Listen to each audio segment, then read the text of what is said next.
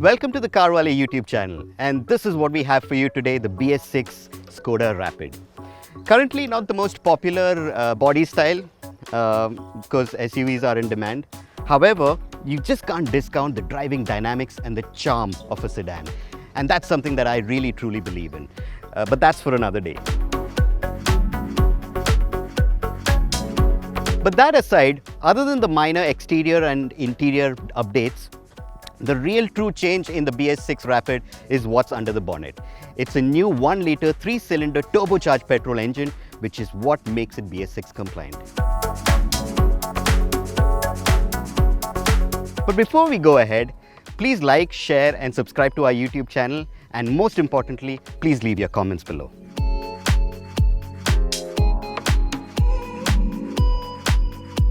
So what's new about the exterior design of the Skoda Rapid? Of course, it's obvious that there are hardly any changes to the exterior bits. It isn't significant.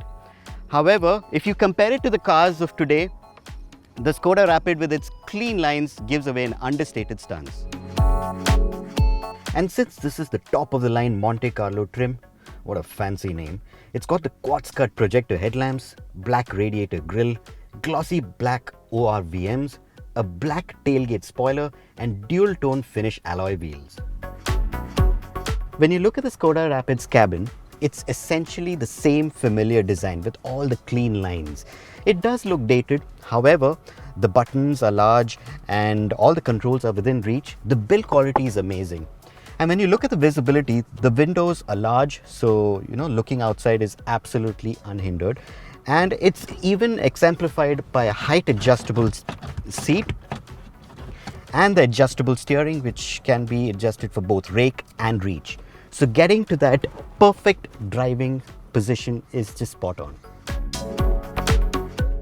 As for the 8-inch Skoda Android infotainment system, it has a high-res display with good touch response and snappy frame rates. However, despite the UI being based on Android 7.1.1, which is nougat of course, it takes some time to get used to and is far from intuitive. But what's surprising is that the USB cable port is placed inconveniently in the glove box. When you look at the storage spaces up front, you have a large and tall cubby space over here, which also doubles up as cup holders for 2. Then you have an armrest that fits a wallet or a phone, and there's enough space on the door pads even for a 1-litre bottle. And if that's not enough, this large glove box handles everything else. But what you do notice in this Monte Carlo trim is the flat bottom steering with the red stitching that even runs across the gear lever boot, and the inscribed scuff plates that has Monte Carlo written on it, and the rather boldly designed leatherette upholstery. When it comes to the front seats of the Rapid, just the right amount of cushioning and support. There could have been a little more thigh room, but I'm not complaining. There's just lots of shoulder room and acres of headroom. We are in the rear seat of the Skoda Rapid now, and you can see that the driver's seat has been adjusted to my driving position, so you can check out the legroom. It's ample. There's acres of footroom over here as well. There could have been some more thigh support, however. Headroom is just about right for me, but somebody who's really tall may brush their heads against the roof. In terms of seating 3, if I move across a little onto this, it should be doable. And in terms of storage, there is some storage on the door pads, and there is a cup holder over here. The armrest doesn't have any storage, but it gets the job done. And you get these Monte Carlo cushions and this sunshade as well, which is removable. As for the Skoda Rapid's boot, there's enough space for at least 3 medium-sized suitcases and all of your wife's shopping bags. And if that's not enough, the low lip allows you to load luggage easily.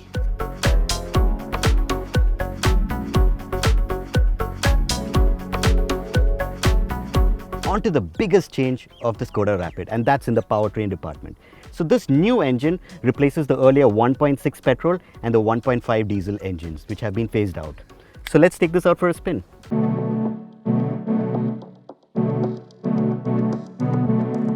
There's only one engine that powers the Skoda Rapid currently, and it's a 1-liter turbocharged 3-cylinder motor.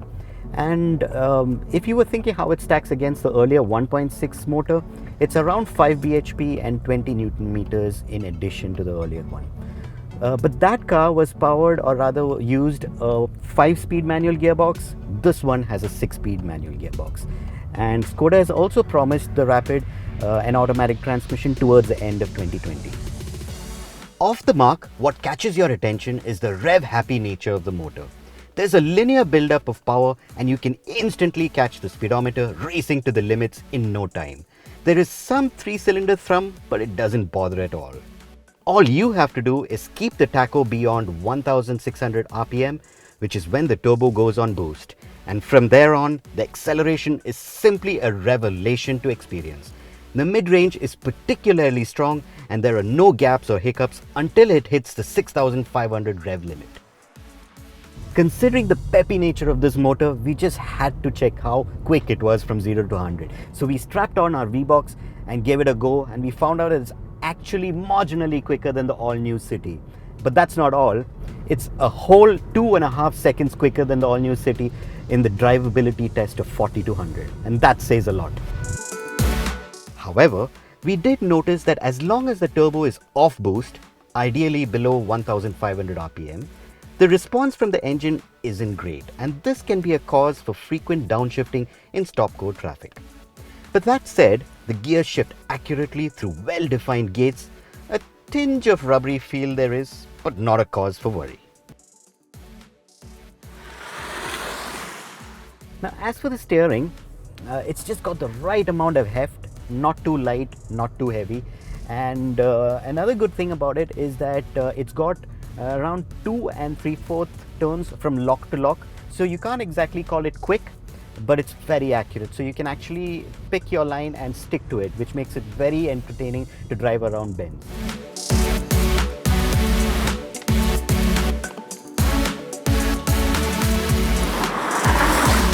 As for the ride, the Skoda Rapid suspension remains the same from the earlier car. So it's still got that stiff damping, which can make the ride a bit stiff or rather harsh inside the cabin if the roads are really bad. But on the flip side, when you up the pace, the ride becomes flat and it complements the performance-oriented engine and the tight steering. So you can really have a lot of fun at the wheel. When you look at the Skoda Rapid overall, what doesn't work for it is the fact that it's not loaded with features, or even for the fact that it's not an SUV, obviously. And it looks a bit dated too. However, what works for the Skoda Rapid is the fact that if you love driving, the performance on tap is just amazing. And that's coupled with a great ride and handling combo. All this for a price of just around 8.70 lakhs on the road Mumbai. And I don't know about you, but this is all the car that I need.